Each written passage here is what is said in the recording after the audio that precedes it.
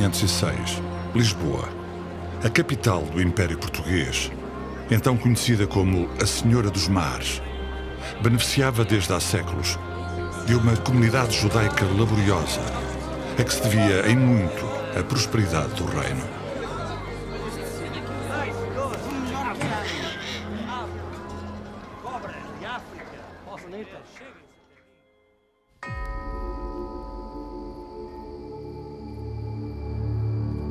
Em 1496, o rei Dom Manuel proibiu a prática do judaísmo em Portugal e deu um prazo à comunidade judaica para abandonar o país, na sequência de eventos similares ocorridos 4 anos antes, em Espanha.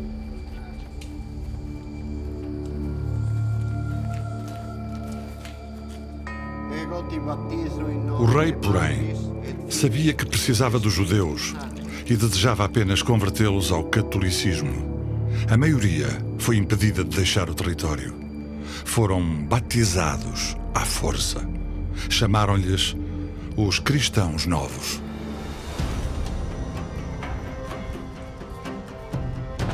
Muitos cristãos novos, de facto judeus, foram mantidos em posições sociais proeminentes, inclusive nas alfândegas e na cobrança dos impostos em geral, o que desagradava à população católica de longa data. Dom João Mascarenhas, as taxas nesta cidade estão a tornar-se insuportáveis. Homens de bem, ao trazerem as suas mercadorias, não podem ser expoliados desta forma. As portas deste reino estão abertas para os que desejam comerciar em paz e respeito. Se não entender a razão das taxas, talvez deva procurar outros portos.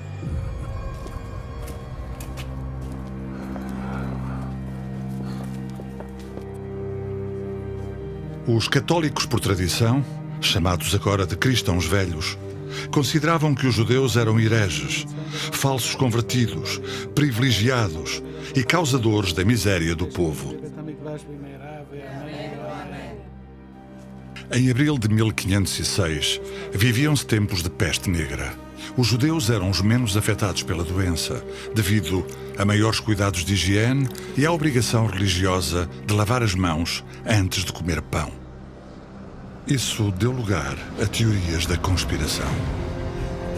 Os judeus eram acusados de serem os responsáveis pela disseminação da terrível doença. Gentes desta cidade, não vedes o que se passa diante de vossos olhos?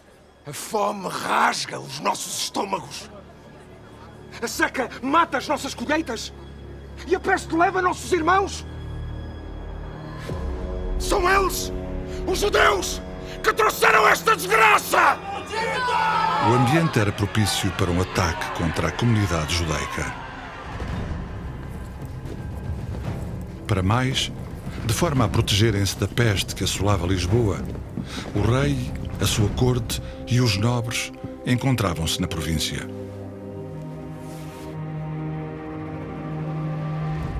A capital do Império estava desguarnecida em termos de segurança, praticamente sem guardas. Os judeus, tão odiados, corriam perigo como nunca antes.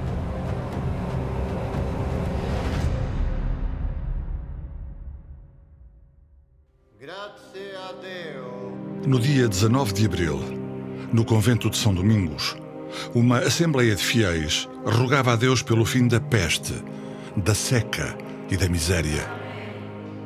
No decorrer da missa, surgiu uma luz que se fixou num crucifixo.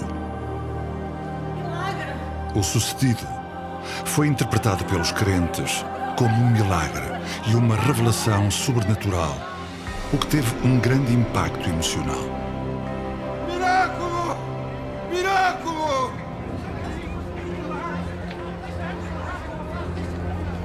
Famílias de toda a cidade, em êxtase religioso, correram para o convento. Em poucos minutos, o estranho ponto luminoso atraiu uma multidão. Todos queriam ser testemunhas daquela manifestação divina. No entanto, o inesperado aconteceu. Um jovem judeu procurou explicar que o ponto de luz era apenas o reflexo da luz das velas. Bom povo! Não veem que é a luz das velas a refletir no crucifixo? Este acontecimento gerou os mais vivos protestos. É judeu.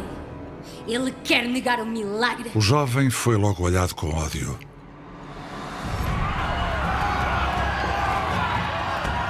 Injuriado e acusado de negar o milagre por ser judeu. Irados, os crentes lançaram-se a ele com a maior ferocidade. Foi agarrado pelo cabelo, arrastado, esmurrado e pontapeado. Todos ignoravam os gritos de dor e os pedidos de clemência do visado. Na praça, o jovem judeu foi mutilado e morto, enquanto religiosos acicatavam mais os ânimos. Inês, ensina! 2 frades dominicanos destacaram-se pela sua impiedade e frases coléricas. Irmãos! Irmãos! Vede! Estes judeus são falsos batizados! Mãos ágeis logo construíram uma pira de lenha para onde deitaram os restos mortais do jovem falecido. Uma tocha transformou aquela pira num imenso braseiro. A ignição da perseguição aos judeus tinha sido ativada. A multidão enraivecida bradava por sangue.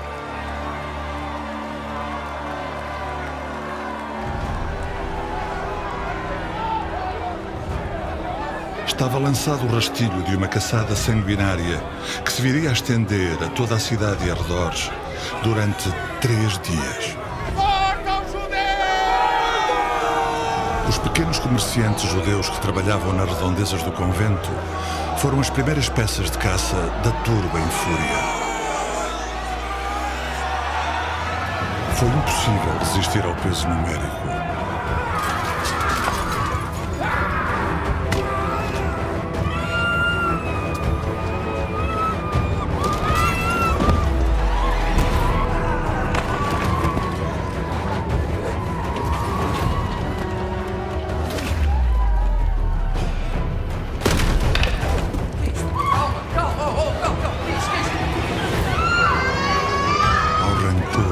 Impetuosidade dos opressores. Violentados de todas as formas e despojados do seu património, os judeus foram seguidamente levados para o fogo para serem queimados. Purgai a cidade destes talmudistas!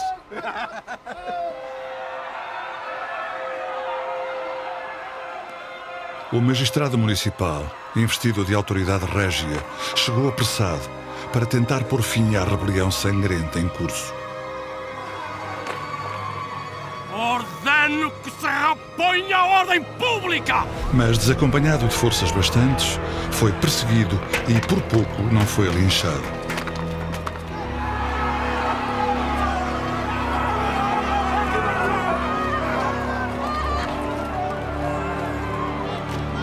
Também na ribeira do Tejo, populares impiedosos começaram a acender piras para sacrificarem gente inocente.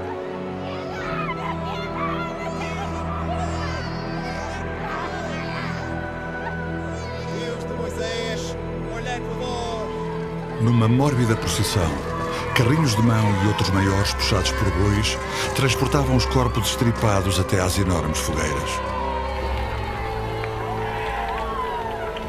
As chamas eram tão altas como as casas e os frades dominicanos prometiam à população em cólera a absolvição de todos os pecados.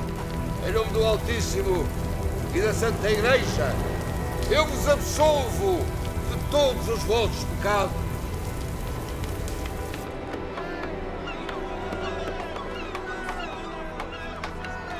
No Porto, as tripulações dos navios estrangeiros nunca deixaram de atiçar a população de Lisboa para que os crimes se multiplicassem mais e mais.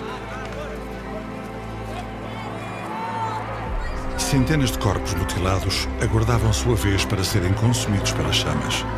A violência superou tudo o que pudesse ser pensado. Até as crianças judias foram transportadas vivas para o destino do horror. Naquele dia fatídico, cerca de 2.000 judeus de todas as idades morreram em desespero. Lisboa adormeceu com tal cenário. Sonhos só os da morte. Na manhã seguinte, Pequenas milícias formadas por cidadãos mal armados, incluindo padres de bom coração, tentaram heroicamente restabelecer a paz na cidade. Contudo, a desproporção numérica em relação aos agressores levou a que as suas tentativas fossem rapidamente esmagadas.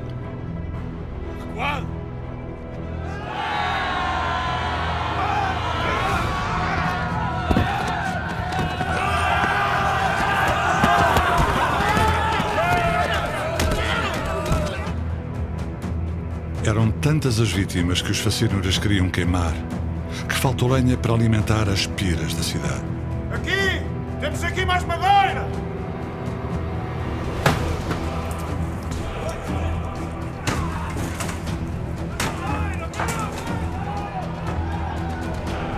Populares andavam pelas ruas, armados com espadas e coletes.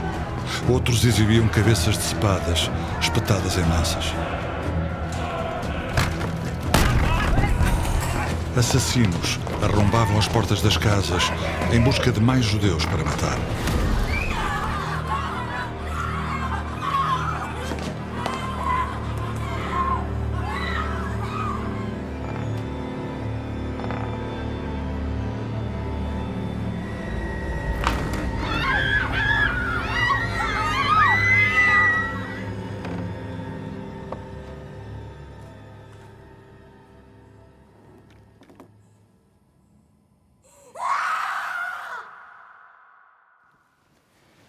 Deus há de dar-vos força para superares este mal que a aflige.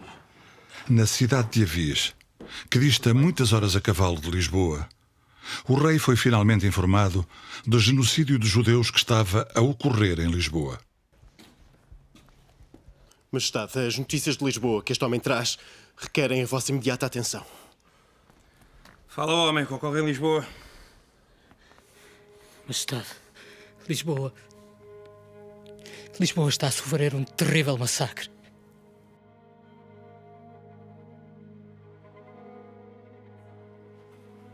Muitos dos que esconderam judeus nas suas residências, tentando salvá-los, viram as portas arrombadas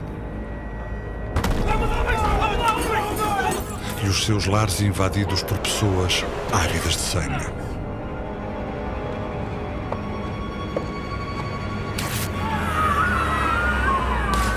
Os judeus eram lançados pelas janelas para as lanças da morte.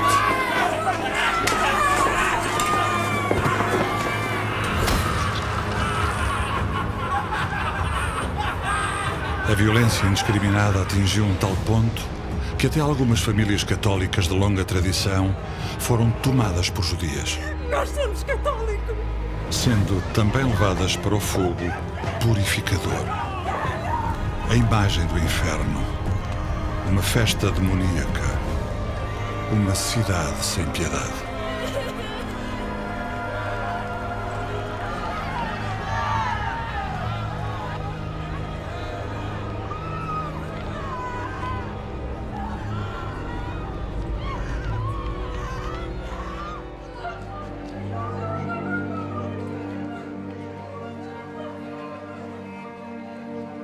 No terceiro dia, Lisboa acordou com discussões entre os facínoras sobre quais os locais onde os judeus poderiam ter-se escondido.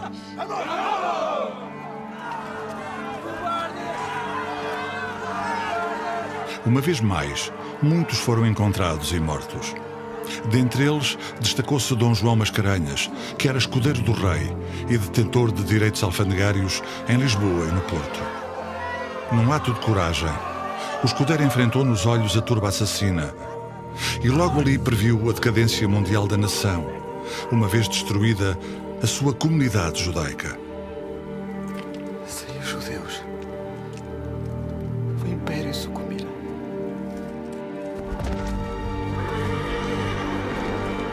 Ouviu-se então o martelar de cascos de um grande número de cavalos.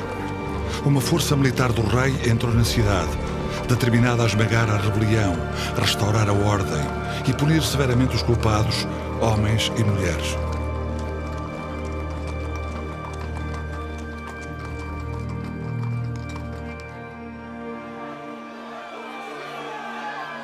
Os criminosos foram capturados um a um pela Guarda Real e exibidos ao povo de Lisboa antes de merecerem castigos. Por ordem do nosso monarca, serão castigados de acordo com a gravidade dos seus feitos. Mãos cortadas, corpos queimados, enforcamentos. As forcas trabalharam sem parar. A punição foi tão brutal que entre a população, Dom Manuel foi chamado El Rei Judeu. Sentindo-se traído por Lisboa, o monarca chamou-a de cidade rebelde e retirou-lhe todos os privilégios.